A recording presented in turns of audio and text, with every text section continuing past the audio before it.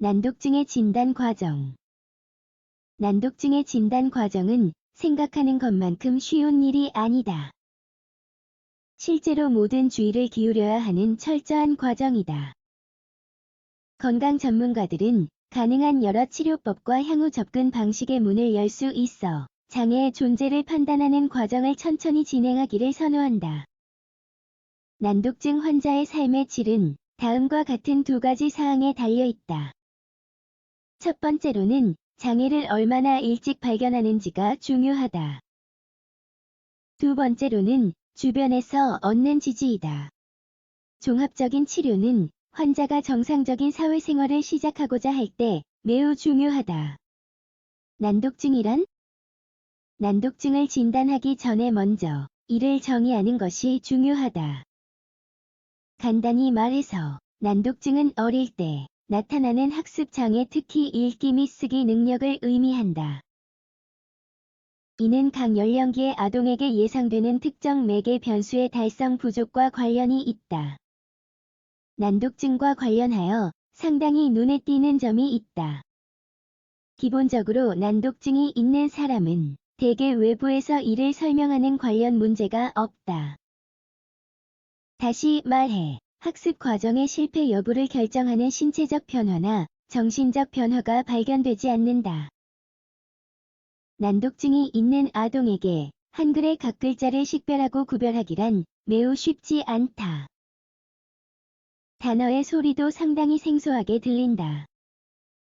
이러한 아동은 음절을 바꾸거나 대체하거나 심지어 왜곡할 정도로 읽고 있는 것을 아는데 심각한 어려움을 겪는다.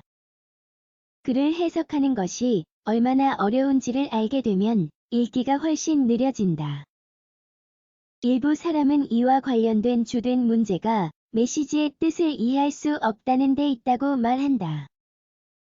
기본적으로 난독증이 있는 아동은 다른 사람이 말을 하는데 사용하는 수문, 의미를 이해하는 능력이 발달하지 않았다. 따라서 사용하는 단어의 올바른 의미를 알지 못한다. 난독증의 진단과 주의해야 할 증상. 난독증 진단은 기본적으로 의료 전문가의 판단에 달려 있어 복잡하다. 현재로서는 완전히 확증된 검사가 없다. 따라서 장애의 존재를 확립하기 위해 특정 기준을 충족해야 한다. 지금부터 어떤 기준이 있는지 살펴보자. 읽기가 어려운 증상. 아마 초기에 나타나면서 가장 두드러지는 징후일 것이다. 난독증이 있으면 아동은 단어의 의미를 이해하는 방법에 도달하기 위해 잘못된 많은 방법을 사용하므로 글을 제대로 읽지 못한다. 한 글자를 다른 글자로 바꾸고 음절을 변경하며 단어와 음을 서로 바꾸고 글을 읽는 속도가 매우 더디다. 글을 다 읽고 나면 그 내용을 모를 수도 있다.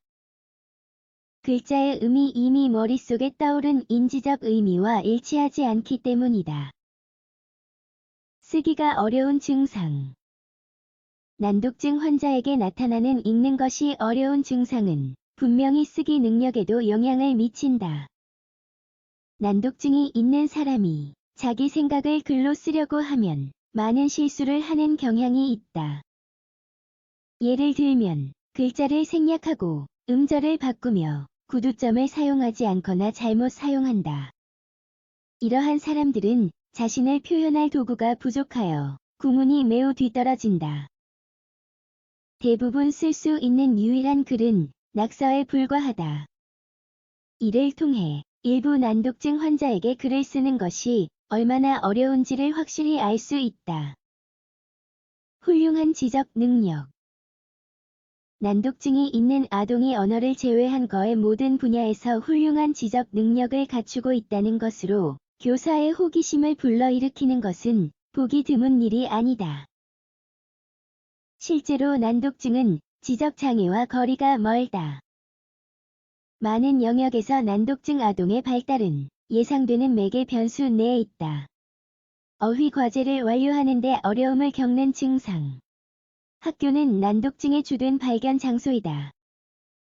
학교에서 난독증이 있는 학생은 일반적으로 언어 과제를 올바르게 완료하지 못한다. 예를 들어, 교사가 영어의 대문자를 가리키거나 단어 검색에서 단어를 찾도록 요청하면 전혀 감을 잡지 못할 것이다. 순서와 차례를 나열하는 것에 관한 문제가 때로는 수학적 영역이나 기하학적 영역으로 확대된다. 하지만 항상 그런 것은 아니다. 예를 들어, 환자가 어려움을 겪는 정도가 이러한 방식으로 확대되면 곱하기를 하거나 유의를 순서대로 나열하는 방법을 배울 수 없다. 행동 문제. 학교에서 어려움을 겪는 아이가 일상생활에 영향을 미치는 심한 스트레스를 받으면 난독증을 의심하는 것이 일반적이다. 또래의 발달에 비해 늦어진다는 사실만으로도 정서적으로 피해를 볼 수 있다.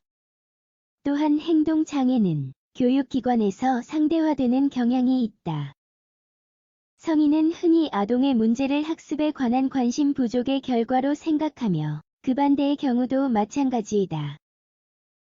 난독증이 있는 사람은 서서히 학습 태도가 좋지 못하고 더딘 학생의 범주에 들어가게 된다. 이렇게 되면 배움에 진전이 없어 교사가 많은 시간을 할애하지 않게 된다. 실제로 일부 환자는 난독증을 진단하기 전에 우울증 진단을 받기도 한다. 잘못된 진단에 낭비되는 시간이 환자에게 실제로 필요한 전문적인 도움을 늦춘다고 볼 수 있다. 심지어는 자신의 상태에 전혀 도움이 되지 않는 처방약을 복용하기도 한다. 누가 난독증을 진단할 수 있을까? 진단으로 이어질 수 있는 MRI나 뇌정밀 검사와 같은 보완적인 진단법이 존재하지 않아 어떤 사람이 진단을 내리고 어떻게 진단을 하는지 궁금해할 수 있다. 학습 장애와 이러한 접근 방식 내에서 교육심리학자, 언어치료사, 신경심리학자가 이를 위한 교육을 받은 전문가라고 볼 수 있다. 검사와 평가를 통해 다양한 학문 분야에 걸친 다수의 전문가가 충분한 기준을 수집하여 결론에 도달할 수 있다. 결국 의료팀은 환자의 진단을 증명하는 보고서에 서명을 해야 한다. 다음 단계로는 환자의 가족과 전반적인 주변 환경이 지식 습득 과정을 환자의 여정에 맞게 조정하는 데 전념해야 한다. 간단히 말해, 주저 말고 지역 학교나 보건소에 있는 교육심리센터와의 상담을 예약하자.